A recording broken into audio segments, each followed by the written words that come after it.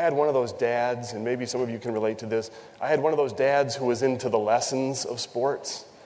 You know, after games, I think he cared more about those lessons than he did the actual competition, the wins and losses. I was a high school quarterback, Flint Central High School, Michigan. In my senior year, we had one of the best teams we'd ever had in our high school. We went to the state semifinals in the playoffs. We lost 14-7. I threw 6 interceptions. And my dad, in the car on the way home, wanted to talk about humility.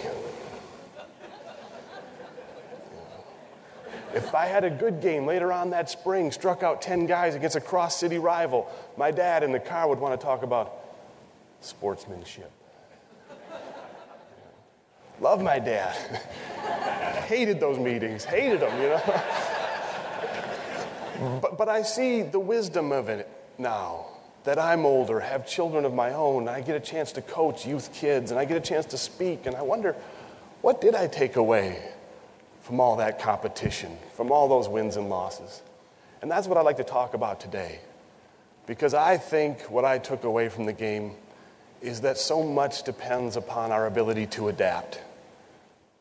So much depends on our ability to adapt, because we all will be challenged in many different ways.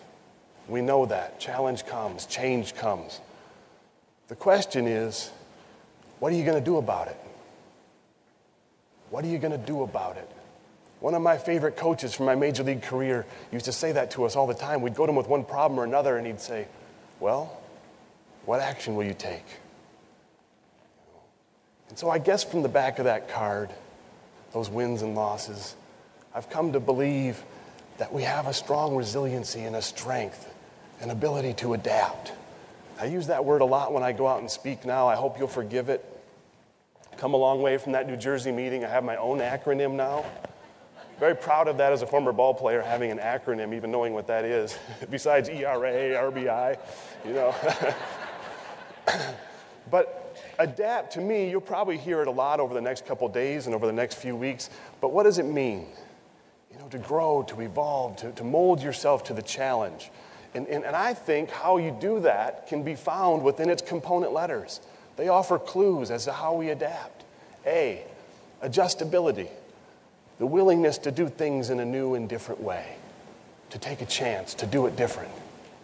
D, determination, the courage to follow your own path, do what you love to do, but then have the strength and the awareness to filter out negativity and pessimism. A, the middle letter, accountability. Making the most of what you've been given. The obligation we have to make the most of the talent and opportunity at our disposal. P, the fourth letter, something I know you all know a lot about, perseverance, sticking with it, don't quit.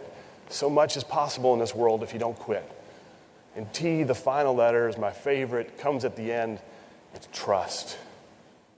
Know what you bring to the table. What are your strengths?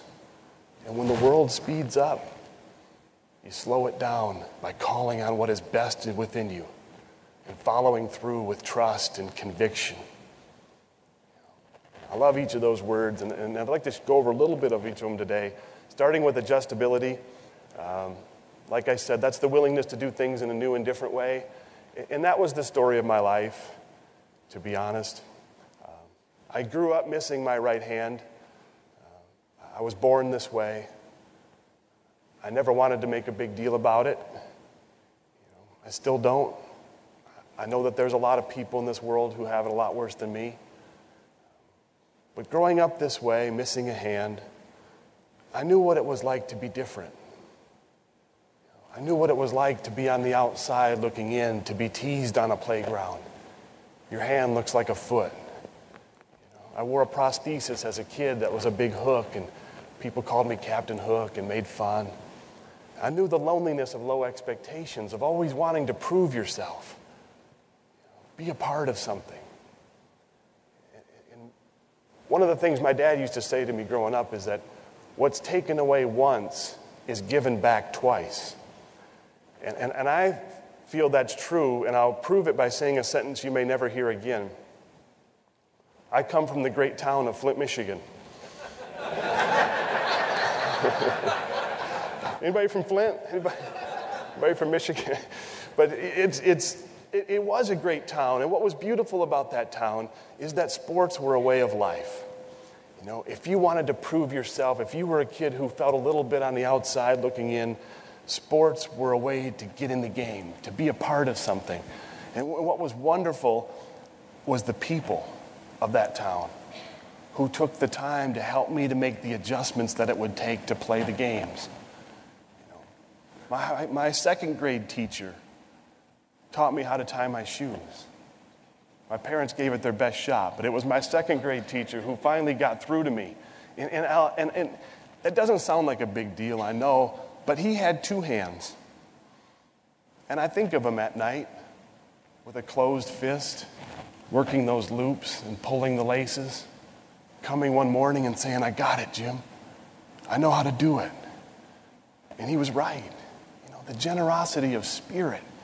I played high school football, as I mentioned, and the only reason I played was the head football coach called me up after my junior year. I'd never played football before. I was sitting at home on the couch in the summertime, and he called me up and he said, "Jim, we hear you have a pretty good left arm. Get down here. You're playing football this year. We need a backup quarterback." I said, "Well, hey, coach, I've never played football before." He said, "Get down here. You're playing football." He was a lineman at Purdue. You did not say no to this guy. I knew I'd see him in the hallway. So I went down to this practice, and they handed me my pads and the shoulder pads. I couldn't barely get my jersey over that thing. And I was playing with guys who'd been playing for years, really good football players. And I stepped nervously out onto this practice field, and I'll never forget the generosity of those coaches.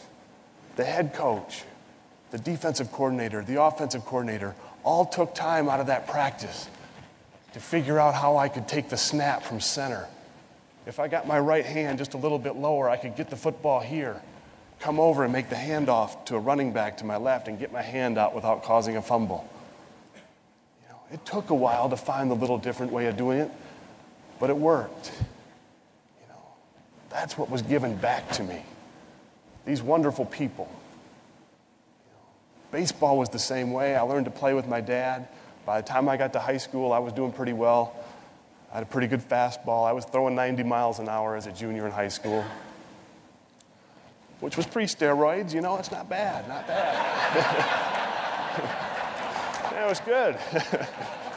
And with that velocity came success, and with the success came the college coaches and the professional scouts, and they started showing up at the games with the radar guns behind the backstop, debating whether or not I could play at the next level.